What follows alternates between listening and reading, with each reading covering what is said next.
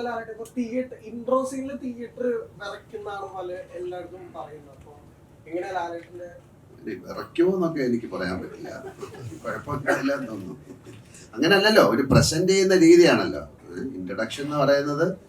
ആ സിനിമയിൽ ഒരാളെ കാണാൻ കാത്തിരിക്കുമ്പോൾ അയാളെ പ്രസന്റ് ചെയ്യുന്ന ഒരു ത്രില്ലാണ്, അതൊരു സ്കില്ലാണ്.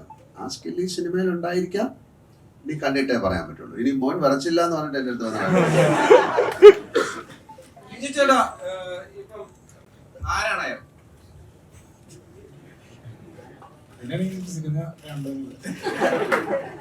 ഇപ്പം നമുക്കറിയാം, നൻപകൽ നേരത്ത് മയക്കത്തില് മമ്മൂട്ടി എന്നൊരു ആക്ടറിനെ എക്സ്പ്ലോർ ചെയ്യുന്ന ഒരു ചിത്രമായിരുന്നു നമ്മൾ കണ്ടത്. ഇപ്പൊ നേരെ മറിച്ച് മോഹൻലാൽ എന്നൊരു നടനുമായി ഒരു താരമായി എത്താൻ നേരത്ത് ഒരേ സമയത്ത് മോഹൻലാൽ എന്നൊരു നടനെയും താരത്തെയും ഒരേ ടൈമിൽ തന്നെ യൂസ് ചെയ്യുന്ന ഒരു ചിത്രമായിരിക്കും മലൈക്കോട്ടെ വാലിബൻ. ആ ഒരു കഥാപാത്രമായിട്ട് ലാലേട്ടനെ ഏറ്റവും പെർഫെക്റ്റ് ആയിട്ട് ബ്ലെൻഡ് ചെയ്യാനാണ് നമ്മൾ ശ്രമിച്ചിട്ടുള്ളത്. അല്ലാതെ ഇത്തരത്തിലുള്ള കാര്യങ്ങൾ യൂസ് ചെയ്തോ എന്ന് ചോദിച്ചാൽ എനിക്ക് അതിനൊരു മറുപടി പറയാൻ പറ്റില്ല. പക്ഷെ ആ കഥാപാത്രമായിട്ട് ക്യാമറയ്ക്ക് മുമ്പിൽ ലാലേട്ടൻ വന്നു കഴിഞ്ഞപ്പോൾ ആ കഥാപാത്രമായിട്ട് തന്നെയാണ് ഞങ്ങൾക്ക് എല്ലാവർക്കും തോന്നിയിരിക്കുന്നത്. അത് തന്നെയാണ് എൻ്റെ ആൻസർ. സൂചിപ്പിച്ചിരുന്നു ലാലേട്ടൻ ഇന്റർവ്യൂ കാണാൻ നേരത്ത് എന്താണ് അദ്ദേഹം ആ ചിത്രത്തെ തിയേറ്ററിന്റെ പുറത്ത് നിന്നായിരിക്കും അത് ആസ്വദിക്കുക. കാരണം തിയേറ്റർ ഇങ്ങനെ കുലുങ്ങും, അത് കാണാൻ വേണ്ടിയാണെന്ന് പറഞ്ഞിരുന്നു. അപ്പം യഥാർത്ഥത്തിൽ ഈ മലൈക്കോട്ടെ വാലിബൻ തിയേറ്റർ ഇളക്കി മറിക്കുമോ? കുലുങ്ങുന്ന കാര്യം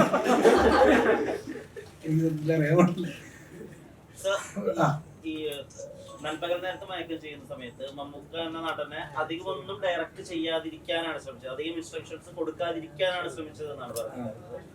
മലൈക്കോട്ടെ വാലിബനിലേക്ക് വരുമ്പോൾ എപ്പോഴും ഇതുവരെ കരയാത്ത രീതിയിൽ കരയാനും ഇതുവരെ ചിരിക്കാത്ത ചിരികൾ മലയാളികൾക്ക് തരുന്ന ഒരു ആക്ടറാണ് ശ്രീ മോഹൻലാൽ. അദ്ദേഹത്തോടുള്ള അപ്രോച്ച് ഇത് തരായിരുന്നു. അതിൽ നിന്ന് കുറച്ചുകൂടി വ്യത്യാസമായിരുന്നു ഇതിനകത്ത്. ഇതിലൊട്ടും തന്നെ ഞാൻ ഇൻസ്ട്രക്ഷൻസ് കൊടുത്തില്ല എന്നുള്ളതാണ്. സർപ്രൈസ് അല്ലേ? ബാഹുബലി പോലെ ഇത് സെക്കൻഡ് ഹാഫ്, ഇനി വരാൻ പോകുന്നത് ഫസ്റ്റ് ഹാഫ്, അങ്ങനെയൊക്കെ ചില കാര്യങ്ങൾ കേൾക്കുന്നുണ്ട്. അങ്ങനെ അതിൽ എന്തെങ്കിലും സത്യമുണ്ട്? ഇതിന്റെ രണ്ട് ഭാഗങ്ങളായിട്ട് വരാൻ സാധ്യതയുണ്ട് എന്നൊക്കെ പറയുന്നുണ്ട്. അത്തരത്തിൽ പ്രേക്ഷകർക്ക് പ്രതീക്ഷിക്കാൻ കഴിയുന്ന രീതിയിൽ, നമ്മളോട് പങ്കുവയ്ക്കാൻ കഴിയുന്ന രീതിയിലുള്ള സർപ്രൈസുകൾ ഉണ്ടോ? നിലവിലില്ല.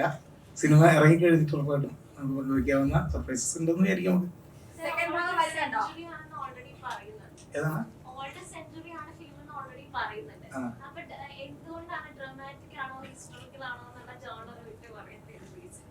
അല്ല, നമ്മള് ഓൾഡ് സെഞ്ചുറി ആണെന്ന് പറഞ്ഞിട്ടില്ല. ഇതൊരു എന്താണ്, നമ്മൾ കഥയാണ് പറയുന്നത്. കഥ എവിടെ വേണമെന്നുണ്ടെങ്കിലും നടക്കാം. ജോണർലെസ് ആണ്, ജോണർ എടുത്ത് പറയാൻ പറ്റില്ല എന്ന് പറയുന്നത് അതുകൊണ്ടാണ്. നമ്മളൊരു ഒരു കെട്ടുകഥ, ഇപ്പോൾ നമ്മളൊരു അമർ ചിത്രകഥ വായിക്കുന്നത് പോലെ ഉള്ളൊരു കഥയാണ്. അപ്പോൾ ആ കഥയ്ക്ക് നമ്മൾ അതൊരു ത്രില്ലറാണ്, അതൊരു ആക്ഷൻ ഫിലിമാണ് എന്ന് ഒരു ജോണർ സ്പെസിഫിക് ആക്കുക എന്നുള്ളതല്ല, ആ കഥ പറയുക എന്നുള്ളതാണ്. അതിനകത്ത് എന്തൊക്കെയുണ്ടോ അതിനകത്ത് അതെല്ലാം, ആ ആവശ്യമുള്ളതെല്ലാം ഉണ്ടെന്നുള്ളതാണ് എനിക്ക് പറയാൻ പറ്റുക. അതിനൊരു കാലം പറയുന്നില്ല. ഇപ്പോൾ നമുക്ക് പരിചയമുള്ള ഒരുപാട് എന്താണ്, ഒരു ടൈമും ഒരു നമുക്ക് പരിചയമുള്ള കോസ്റ്റ്യൂംസ്, പല കാര്യങ്ങളും നമ്മൾ ഇതിനകത്ത് ബ്ലെൻഡ് ചെയ്യാൻ ശ്രമിച്ചിട്ടുണ്ട്. അതിൽ നിന്ന് നിങ്ങളാണ് വായിച്ചെടുക്കേണ്ടത് ഏത് കാലത്താണ് കഥ നടക്കുന്നത്. ഒരു കഥയാണ്, അപ്പൊ അത് ഉറപ്പായിട്ടും പറയാം. ലാലേട്ടാ, ഇപ്പം ശിവചേട്ടനൊക്കെ പറഞ്ഞ പോലെ പ്രതിഭയും പ്രതിഭാസവും നിങ്ങൾ രണ്ടുപേരും കൂടെ ഒന്നിക്കുകയാണ്. ഇതാണ് പ്രേക്ഷകർ ആകാംക്ഷയോട് കാത്തിരിക്കുന്നത്. ലിജോ എന്ന് പറയുന്ന സംവിധായകൻ വലിയ യൂണിവേഴ്സിറ്റിയാണ്. യൂണിവേഴ്സിറ്റി എന്ന് പറഞ്ഞാൽ ഏറ്റവും വലിയ സംവിധാനം നമ്മളൊക്കെ ആകാംക്ഷയോട് കാത്തിരിക്കുകയാണ് ഈ സിനിമയിൽ. ലാലേട്ടനെ സംബന്ധിച്ചോളം ലിജോ ചേട്ടനുമായിട്ട് കൂടുമ്പോൾ ഉണ്ടായിരുന്ന ഒരു ആശയക്കുഴപ്പങ്ങളോ അല്ലെങ്കിൽ ടെൻഷനോ, ലൊക്കേഷൻ പോകുമ്പോൾ ലിജോ പറയുന്ന ഒരു ഫ്രെയിമുകൾക്ക് വ്യത്യാസമാണ്. അതെങ്ങനെയാണ് ലാലേട്ടൻ ഉൾക്കൊണ്ടുപോയത്? ലാലേട്ടൻ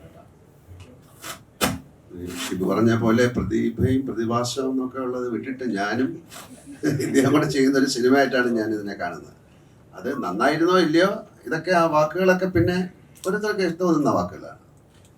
അപ്പം അദ്ദേഹത്തിൻ്റെ സിനിമകൾ ഞാൻ കണ്ടിട്ടുണ്ട്, അദ്ദേഹത്തിന് എനിക്കറിയാം. അദ്ദേഹത്തിൻ്റെ ഫാദറുമായിട്ട് ഒരുപാട് സിനിമകൾ ഞാൻ ചെയ്തിട്ടുണ്ട്. അദ്ദേഹത്തിന് സിനിമയെ റെസ്പെക്റ്റ് ചെയ്യുന്ന ഒരാളാണ്, സിനിമയിൽ ഭയങ്കര മാറ്റങ്ങൾ കൊണ്ടുവരാൻ ആഗ്രഹിക്കുന്ന ഒരാളാണ്. അദ്ദേഹത്തിൻ്റെതായ ഒരു സ്ഥാനമുണ്ട്. അപ്പം അങ്ങനെയുള്ള ഒരാളുടെ കഥയിലേക്ക് പോകുന്ന സമയത്ത് ആ കഥയിൽ വളരെയധികം പ്രത്യേകതയുണ്ട്. നേരത്തെ ചോദിച്ച പോലെ ഇതിന് ഒരു എന്താണ് ഒരു സ്ഥലത്ത് നടന്നൊരു കഥ, ഒരു അമർചിത്ര കഥ എന്ന് പറഞ്ഞ പോലെയാണ് അല്ലേ. അപ്പം അതിൽ എങ്ങനെ വേണം എന്നുള്ളത് നമ്മൾ ആലോചിച്ചപ്പോൾ അതിൻ്റെതായിട്ടുള്ള ലൊക്കേഷനുകൾ, കോസ്റ്റ്യൂമ്, കാര്യങ്ങൾ എല്ലാം വരുമ്പോഴാണല്ലോ ഒരു കഥാപാത്രമായി മാറുന്നത്. അങ്ങനെ മാറിയപ്പോൾ ഉണ്ടാകുന്ന ചില കൺഫ്യൂഷൻസ് ചിലപ്പോൾ ഉണ്ടാകാം. അതൊക്കെ അദ്ദേഹം അത് നമുക്ക് സോൾവ് ചെയ്ത് തരും. നമുക്ക് സംശയങ്ങൾ തീർച്ചയായിട്ടും ഉണ്ടാവുമല്ലോ. അപ്പോൾ ആ സംശയങ്ങളൊക്കെ ദൂരീകരിച്ചുകൊണ്ട് തന്നെയാണ് ആ സിനിമ മുന്നോട്ട് പോയിരിക്കുന്നത്. അപ്പം അതിനെ ഒരു സിനിമയെ പിന്നെ എന്താണ് ഒരു വലിയ സിനിമയാക്കി മാറ്റുന്ന ഒരുപാട് ഘടകങ്ങളുണ്ടല്ലോ.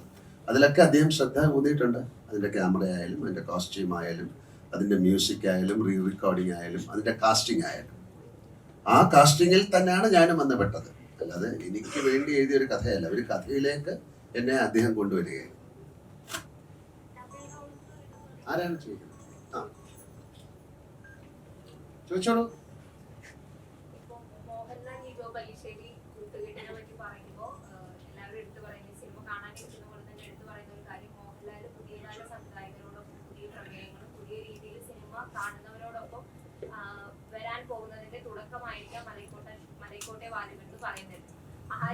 ഇത് പുതിയ കഥയല്ല, പഴയ കഥയാണ്.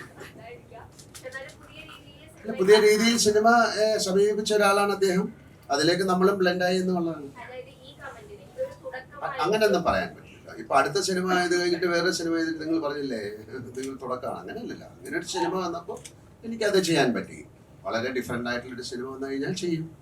നമുക്കും കൂടെ താല്പര്യം വരണമല്ലോ. ഇപ്പൊ നമ്മളോട് പലരും ഒരു കഥ വന്ന് പറഞ്ഞിട്ട് അത് ഇഷ്ടമായില്ലെന്ന് പറഞ്ഞാൽ ദേഷ്യപ്പെട്ടിട്ട് കാര്യമില്ല. നമുക്കൂടെ ഇഷ്ടം, നമുക്കും തെറ്റുകൾ പറ്റാം. നമ്മൾ തിരഞ്ഞെടുക്കുന്ന കഥകൾ ശരിയായി ഒന്നുമില്ല. പക്ഷേ ചില കഥകൾ വളരെയധികം നമ്മളെ എക്സൈറ്റ്മെന്റ് ഉണ്ടാക്കും. അത്തരത്തിൽ എക്സൈറ്റ്മെന്റ് ഉണ്ടാക്കിയ ഒരു സിനിമയാണിത്. പിന്നെ അവിടെ ചെല്ലുമ്പോൾ ആ സിനിമ വീണ്ടും വളരെയധികം നന്നായിട്ട് ഗ്രോ ചെയ്യുമ്പോൾ നമ്മളും അതിലേക്ക് അറിഞ്ഞോ അറിയാതെയോ പെട്ടുപോവുകയാണ്. അപ്പം ആ ഒരു പെടൽ അത് വളരെ ബ്യൂട്ടിഫുൾ ആയിരുന്നു. അപ്പം അതുകൊണ്ടൊരു നല്ല സിനിമയാകും. അതുകൊണ്ട് ഇനി വരുന്നതെല്ലാം മറ്റേ മലൈക്കോട്ടെ വാലിബൻ പോലെയുള്ള സിനിമയാണെന്ന് പറയാൻ പറ്റില്ല. ആസ് ആൻ ആക്ടർ എനിക്ക് കഥാപാത്രങ്ങൾ കിട്ടുക എന്ന് പറയുന്നത് ഒരു ഭാഗ്യമാണ്. അല്ല ഞാൻ നാളെ എണീറ്റ് മലൈക്കോട്ടെ വാലിബൻ എന്നൊരു സിനിമ ചെയ്യണമെന്ന് ആഗ്രഹിച്ചാൽ പറ്റില്ലല്ലോ. It has to come to me. അതാണ് ആക്ടേഴ്സ് എന്ന് പറയുന്നത്. നമുക്ക് ചോയ്സ് ഒന്നുമില്ല, നമുക്ക് വരുന്നത് ചെയ്യണം. പക്ഷെ അതിൽ നമുക്ക് വളരെ നല്ല രസകരമായിട്ടുള്ള സിനിമകൾ വരിക എന്ന് പറയുന്നത് ഒരു ആക്ടറിനെ സംബന്ധിച്ചിടത്തോളം ഭാഗ്യമാണ്. അപ്പോൾ ആ ഒരു ഭാഗ്യമായിട്ടാണ് ഞാൻ ഈ സിനിമയെ കാണുന്നത്.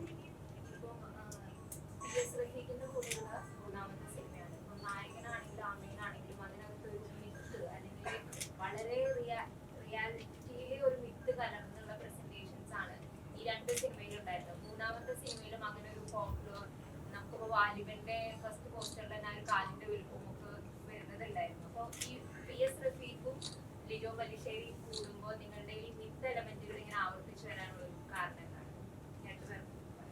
ഞങ്ങൾ അത്തരം കഥകളിൽ ഒരുപാട് ഭ്രമിക്കുന്ന ആൾക്കാരാണ്.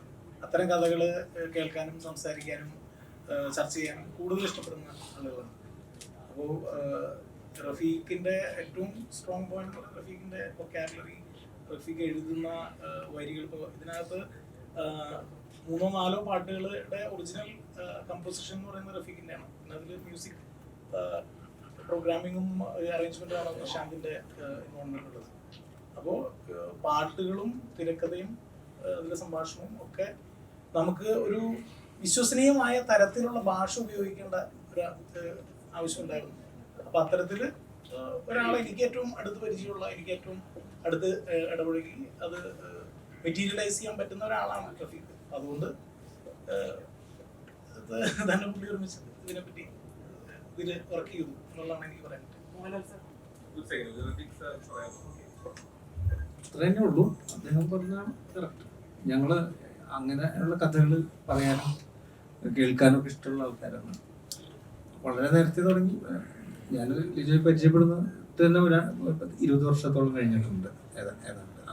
ആ കാലം മുതൽ തന്നെ ഞങ്ങൾ അങ്ങനെയുള്ള കഥകൾ കേൾക്കാനും ഈ റിയാലിറ്റി എന്ന് പറഞ്ഞാൽ നമ്മളെ പഠിപ്പിക്കുന്ന ഒരു സാധനം കൂടിയാണ് ഈ റിയാലിറ്റി. അപ്പോൾ അതിൽ നിന്നുള്ള ഒരു എസ്കേപ്പും കൂടിയാണ് അത്തരം കഥകൾ ചിന്തിക്കലും പറയലൊക്കെ.